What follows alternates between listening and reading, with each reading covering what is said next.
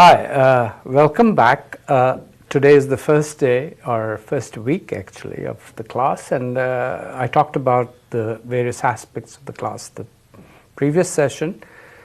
But just to give you a sense of my style, I'm hyper, I'm nuts, I love this stuff, so I will tend to be myself with you as if you're in the room with me, and I hope that's actually good for your learning rather than interfering.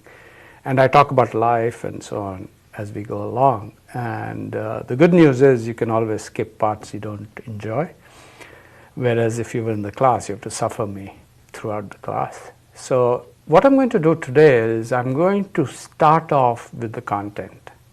And this is what I do in class too. The first week, if it's left just introductory, I don't think it's right. We have time, we have a lot to cover, and I will start with the topic. One important aspect I want you to recognize is that typically in real time when you're teaching classes like this, the amount of exposure the students have to a teacher, or the classroom time if you may, is a lot more than on video. And video is very intense, there's very few interruptions. Those are the downsides, I think. But on the other hand, as I said, you can keep learning from others and you can keep going back to the video. I want to emphasize this every time, is that the good news is you have the video, and I want the video to be self-contained. I will not give you too many notes. In fact, I'd encourage you, if you really want to learn, and I've thought about this a lot, encourage you to make your own notes as we are talking. I think note-taking, thinking through, however you want to do, scribble on a tablet, use a pen or a paper, I'll encourage you to do that, because then you've created your own set of notes. I was inclined to give you a lot of material, but there are a lot of textbooks available, and they are in the syllabus. I've mentioned a few. There are others. I want you to choose your resource and me to provide you enough to be able to be successful in learning this class. So we'll start talking about the time value of money today, and we are going to continue this in the next week. And the reason is time value of money is central to understanding finance. So let's get started.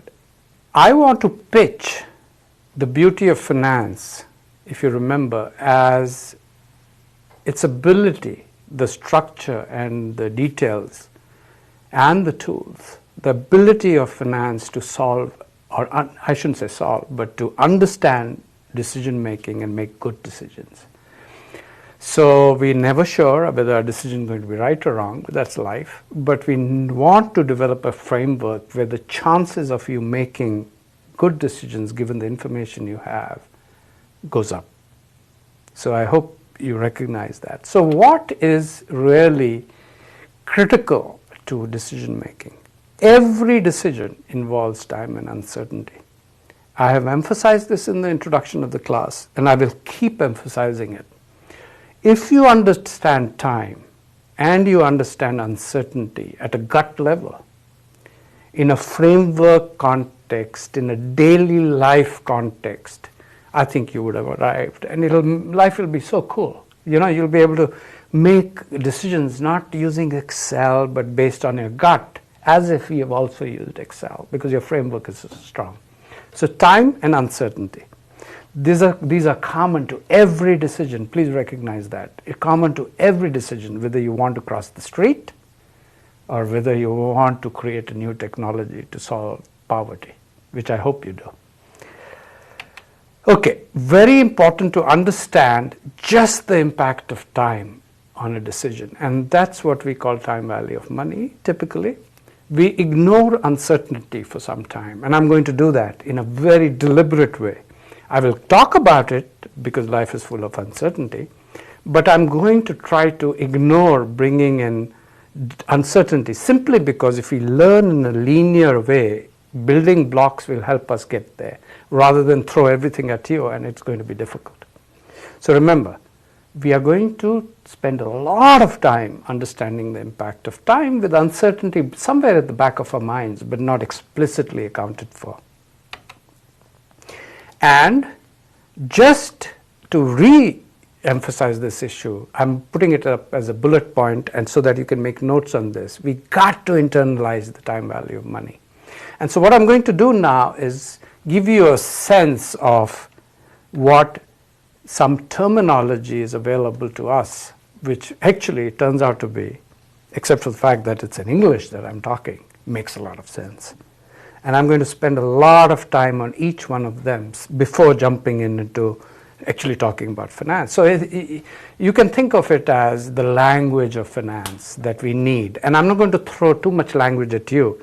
I'll throw enough so that you understand what's going on at that point in time.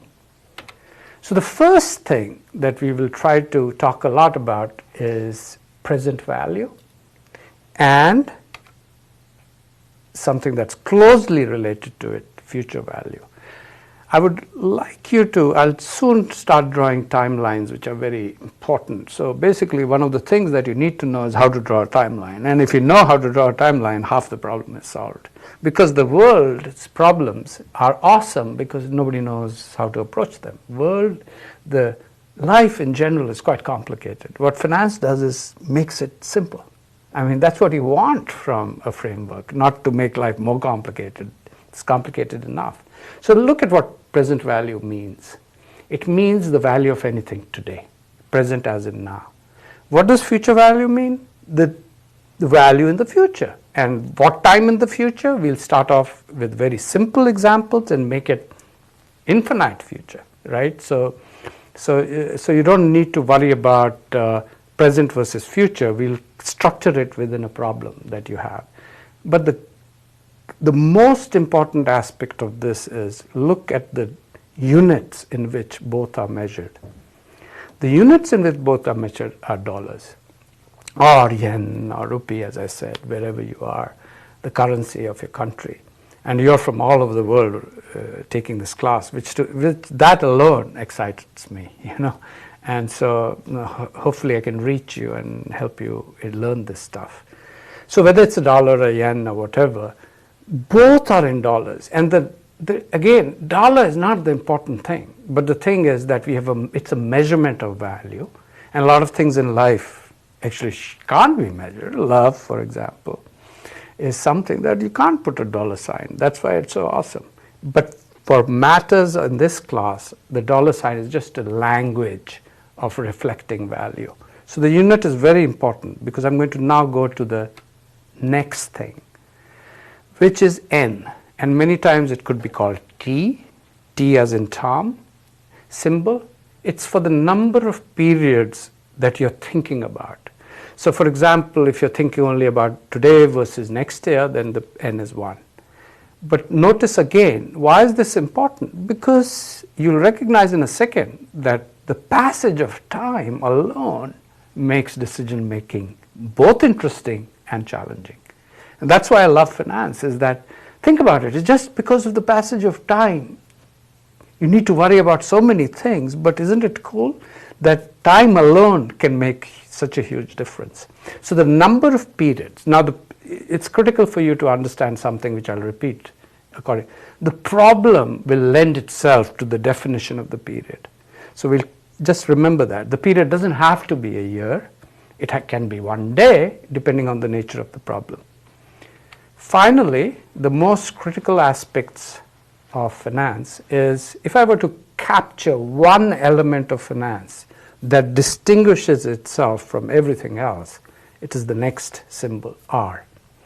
And I'm using it in lowercase r here. Sometimes textbooks use caps and so on for N and so on. Don't worry about that. The critical element here is this. The first aspect of an interest rate is it's not in dollars.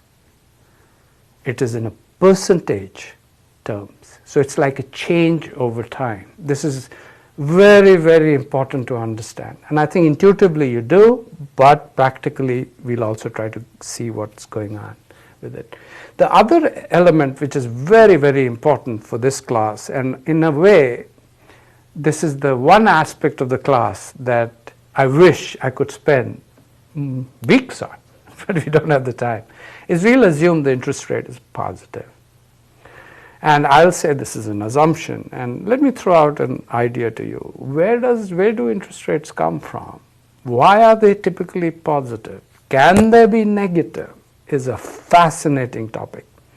And I would recommend a book called Theory of Interest, written in 1930 by Irving Fisher, who, if you read the book, it pretty much blows your mind. This guy, almost a century ago, has predicted all modern finance. And he writes in such an awesome way. No technical stuff, just some graphs. It's just awesome stuff to read. But the critical aspect of that book is that it will take you off on a journey that won't be the journey we'll take. At least aspects of it. And that is, we'll assume that the interest rate is positive because that's what we usually see. But I want you to recognize that assumption right up front. And again, repeat again, I know you're clamoring for uncertainty. I love uncertainty. I think that's what makes life interesting. But for the time being, we are going to stick with no uncertainty. Of course, that's completely unrealistic, but it's simply so that our building blocks of learning and time that it takes to learn happens the natural way. So I've introduced the terminology. I want you to stare at these things for a little while. Please remember, I'll introduce more, and I want you to get comfortable with these. So for example, if you want to take a break now and you want to go Google, that's the beauty of Google. In fact, when my son was little, even now he asks me questions and I usually don't have a clue of the answer. So for example, why is the sky blue? So I would say to Gabriel, why don't you Google? So I think by about 5 he thought Google was this really cool person who knew everything, and my dad is a loser. So just so that you have, just wanted to talk about this because this is cool stuff, right? So just go Google, try to read your book. Get familiar with these concepts a little bit if you want to take a break.